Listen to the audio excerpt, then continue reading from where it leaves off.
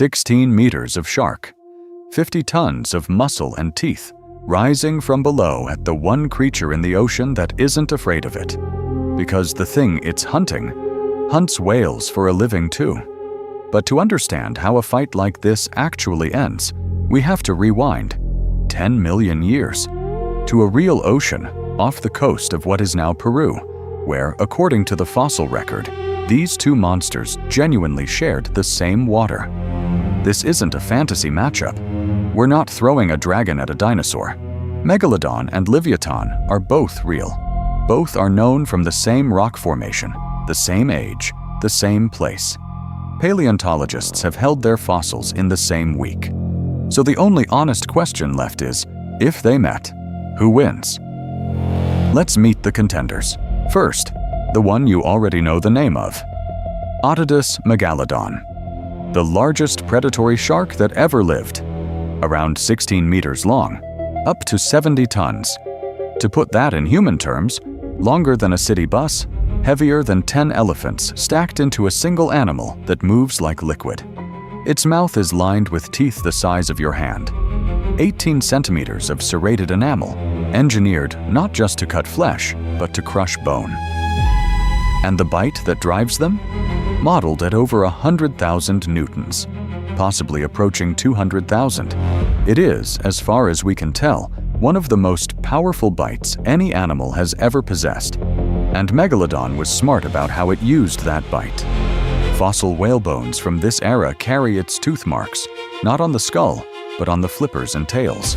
It attacked from below and from behind, cripple the limbs, take away the escape, then close in. This was a precision ambush predator wearing the body of a battering ram. For tens of millions of years, almost nothing in the ocean could challenge it. Almost. Meet the exception. Livyatan melvillei, a sperm whale, but not the gentle squid-eating giant alive today. This one was built to kill things its own size, roughly 15 meters long, around 50 tons, in the same weight class as the shark. But everything about its design points in a different, more dangerous direction. Start with the teeth, 36 centimeters long. The largest biting teeth of any animal we have ever discovered, bigger than the megalodons, set in both jaws, conical and built to seize, to puncture, to hold something that does not want to be held. Modern sperm whales have teeth in the lower jaw only. Livyatan was armed top and bottom. This was not a filter feeder. This was an apex predator that ate other whales. But the teeth aren't even its scariest feature.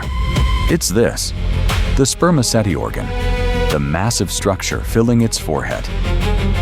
In living sperm whales, this generates the most powerful biological sonar on Earth. It lets them image their world in total darkness, find prey by sound alone, and produce clicks loud enough to stun. Which means Livyatan brought something the shark fundamentally lacked, a brain wired for hunting, the senses to find an enemy it couldn't see, and very possibly, a pod. Sperm whales hunt cooperatively. If Livyatan did too, the shark wasn't facing one monster. It was facing a strategy. So let's set the stage fairly. One Megalodon, one Livyatan. Solo for now. We'll get to the pod. Open ocean. Daylight near the surface, darkness below. Neither animal is cornered. This is a territorial collision. Two apex predators that have hunted the same prey, finally turning on each other. No ambush handed to either side. May the better design win. The shark does what it always does. It goes deep, and it goes silent, lining up the strike from below. And here is where the fight tilts in a way most people never expect. Because down there in the black, the shark is blind, but the whale is not. Livyatan's sonar finds it instantly. The ambush, Megalodon's single greatest weapon, is gone before it begins. The shark commits anyway and rises, and instead of sinking its teeth into a flipper, it slams into a wall of muscle, turning to face it. First blood goes to the shark, a savage bite raking the whale's flank, blood blooming into the water.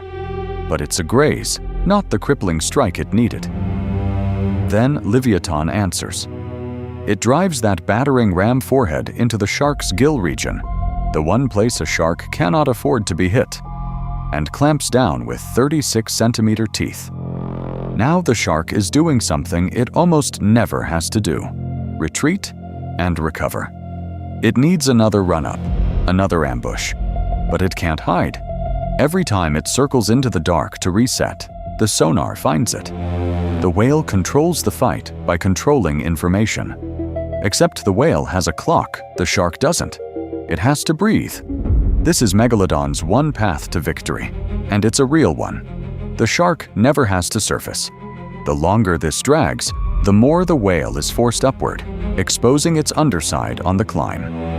If the shark is patient, if it stops trying to ambush and starts trying to outlast, it can punish that climb. A full power bite to the whale's belly or tail as it rises for air.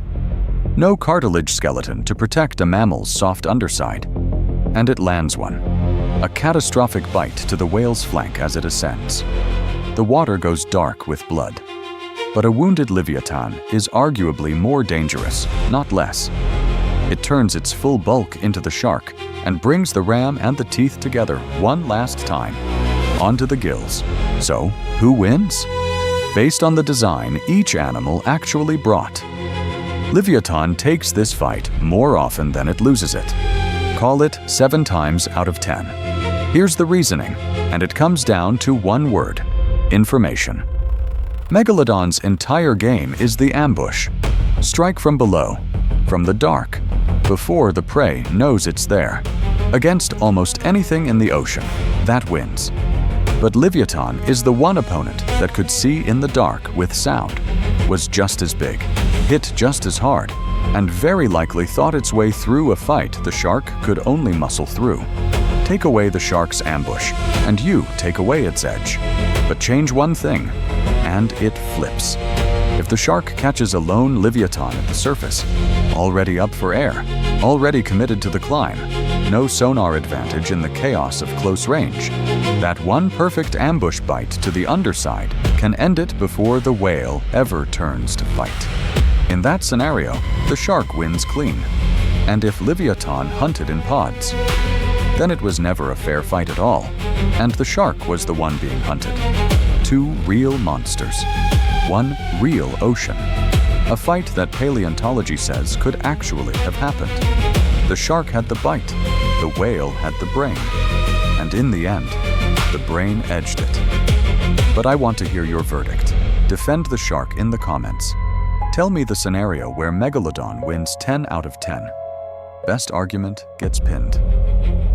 Next time, 2 giants that never shared an ocean, but the internet won't stop arguing about anyway. Subscribe so you don't miss it.